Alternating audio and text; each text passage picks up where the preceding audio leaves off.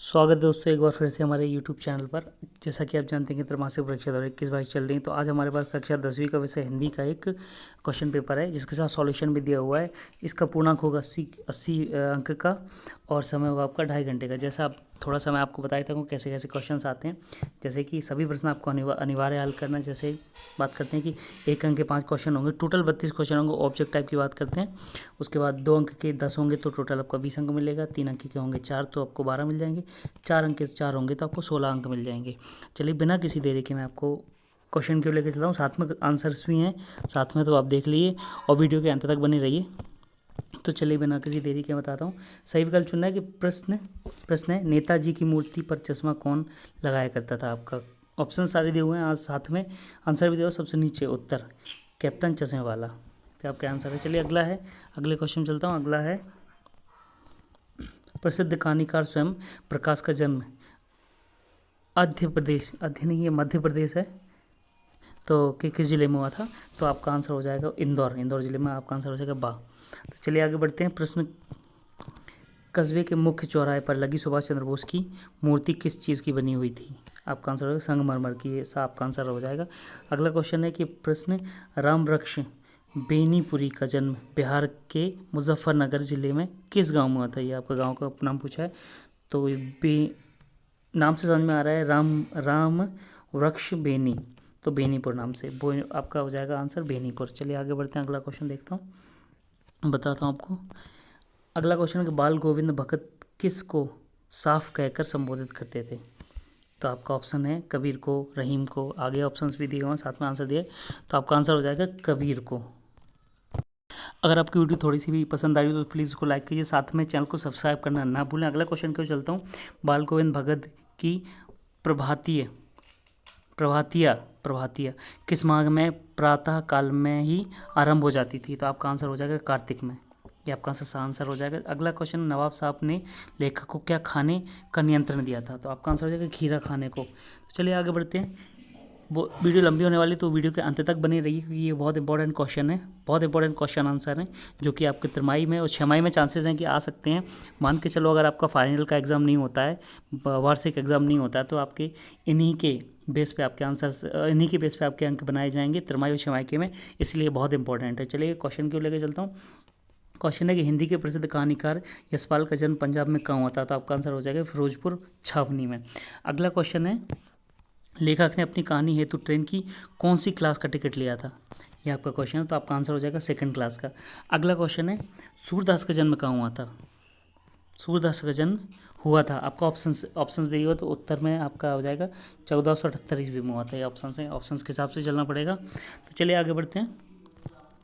अगला क्वेश्चन है, सूरदास की लोकप्रिय ग्रंथ है कौन सा वाला है। सूरसागर, साहित्य लहरी, सूरसावली, उपरोक्त सभी। तो आपका द आंसर सही हो जाएगा क्योंकि सारे के सारे बहुत लोकप्रिय हैं, ज़्यादा से ज़्यादा पढ़े जाते हैं। चलो अगले क्वेश्चन को चलता हूँ। अगला क्वेश्चन है, गोपियाँ किसके वियोग में व्याकुल हैं। तो आपके ऑप्शंस हैं प्रेम के, साहित्य के, योग साधना का, या फिर उपरोक्त सभी। तो गोपियाँ किसके उसमें दिक्कत है उनको, योग साधना के। तो आपका अगला क्वेश्चन है कि तुलसीदास की माता का नाम क्या था।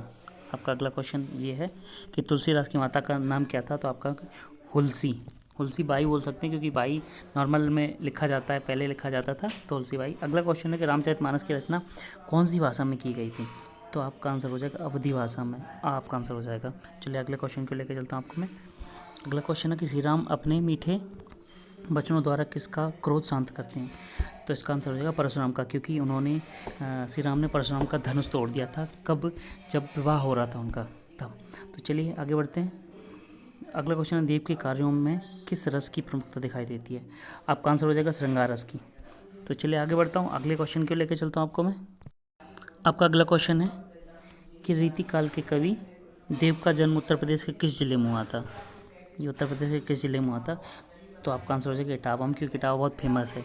चलिए आगे चलते हैं। जॉर्ज पंचम की नाक निबंध है, ये आपका क्वेश्चन है। आपका आंसर क्या हो जाएगा, व्यंग्यात्मक नाक निबंध है इसका।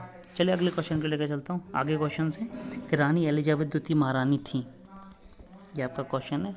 ऑप्शंस दिए हैं नीचे, कहाँ की थी, भारत, चीन, अमेरिका, इंग्लैंड। तो आपका आंसर हो जाएगा इंग्लैंड की। अगला क्वेश्चन है कि उपन्यास शब्द का अर्थ है, उपन्यास का अर्थ है। तो इसका आंसर हो जाएगा आपका समीप रखना। उपन्यास करते हैं समीप रखना। चलिए अगले अगले क्वेश्चन की ओर बढ़ता हूँ, मैं आपको ले चलता हूँ। अगला है कि छायावादी युग के प्रवर्तक कौन थे? तो आंसर हो जाएगा जयशंकर प्रसाद। अगला है रौद्र रस का स्थायी भाव कौन क्या है? तो आपका हो जाएगा, आपका आंसर हो जाएगा क्रोध। अगला है कि श्रृंगार रस का स्थायी भाव है, श्रृंगार रस का स्थायी भाव क्या है? आपका आंसर हो जाएगा रति। अगला है पद्य साहित्य को कितने भागों में बांटा गया है? उत्तर हो जाएगा 6। अगले बढ़ते हैं, आगे है प्रश्न काव्य के भेद होते हैं, भाग काव्य के कितने भेद होते हैं? तो आपका आंसर हो जाएगा 2, आपका आंसर। और अगला क्वेश्चन सर्वाधिक लोकप्रिय महाकाव्य है, इन ऑप्शंस में आपको बताना है। तो कौन सा आपका महाकाव्य है?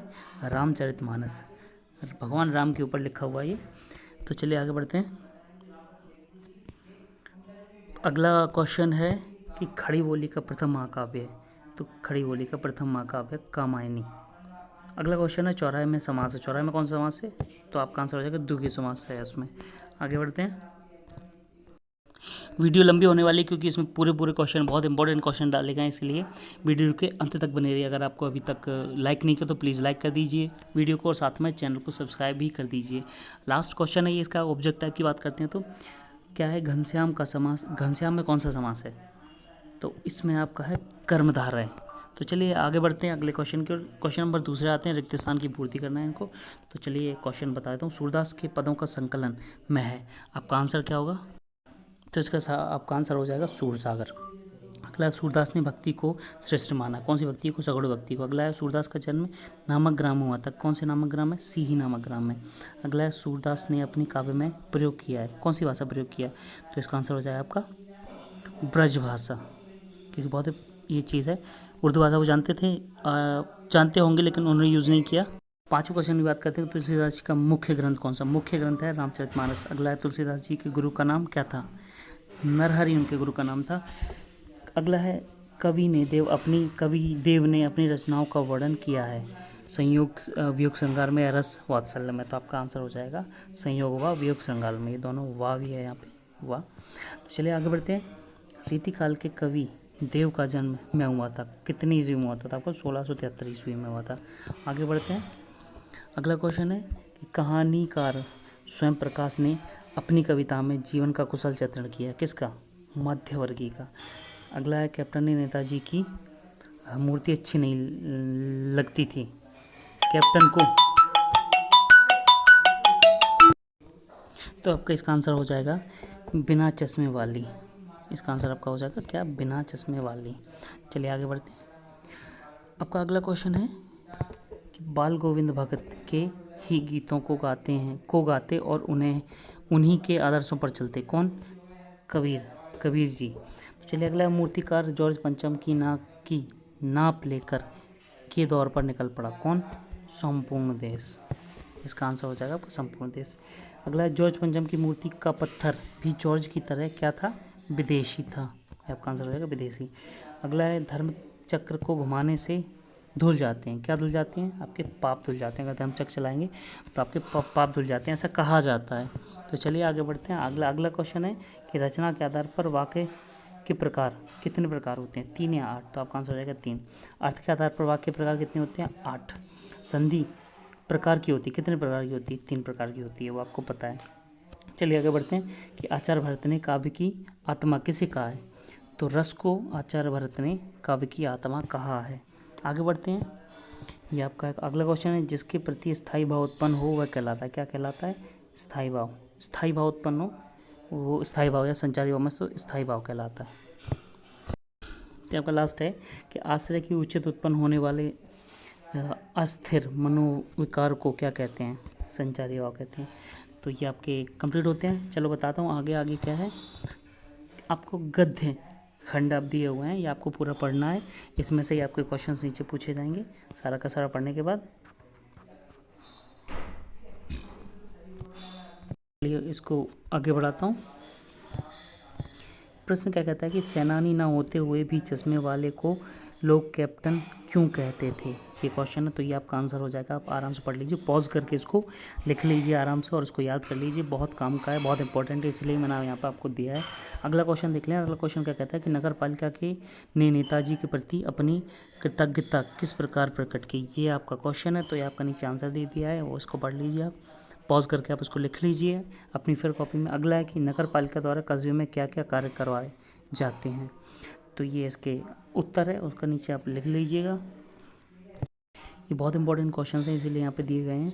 अगला है कि नेताजी की मूर्ति बनाने वाले व्यक्ति का नाम क्या था? ये क्वेश्चन है, तो आपका आंसर हो जाएगा ये कौन का नाम मोतीलाल था इनकी।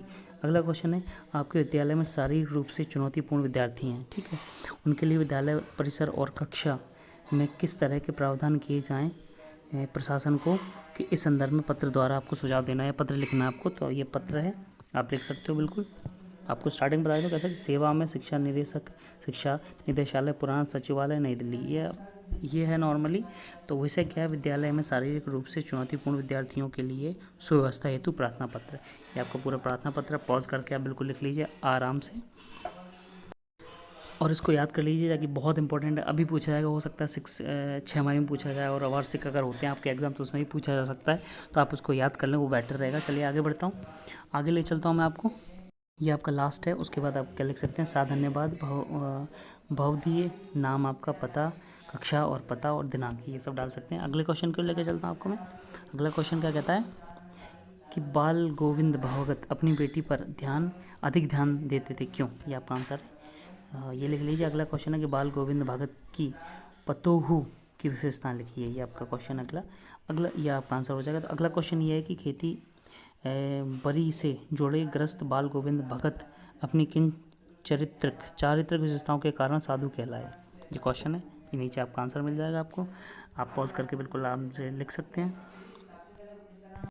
ये पॉइंट में दे दिया है, फर्स्ट है, सेकंड है, ऐसे आप लिखेंगे तो और इम्प्रेसिव दिखेगा और अच्छा दिखेगा, और नंबर अच्छे चांसेस हैं मिलने के। चलिए आगे बढ़ते हैं। आराम से आप एक एसएस ले सकते हैं, इसमें स्क्रीनशॉट ले सकते हैं और रख सकते हैं और याद भी कर सकते हैं। आगे बढ़ते हैं। अगला क्वेश्चन है, गांव का सामाजिक सांस्कृतिक परिवेश आषाढ़ चलते ही उल्लास में क्यों भर जाता है? खुशी क्यों हो जाती है आषाढ़ चलते ही? जैसे पानी गिरने लगता है ना, तो क्यों खुशी मिल जाती है? तो ये आपका आंसर है आगे का। आप आराम से उसको एसएस लेके इसको याद कर सकते हैं। तो आज की वीडियो में इतना ही, मिलता हूँ अगली वीडियो में कुछ ऐसे ही क्वेश्चन और आंसर के साथ। बहुत इंपॉर्टेंट क्वेश्चन है, और अगर आपको वीडियो बिल्कुल भी पसंद आया हो, थोड़ा बहुत भी पसंद हो, तो प्लीज़ उसको लाइक कीजिए, साथ में चैनल को सब्सक्राइब करना ना भूलें। धन्यवाद।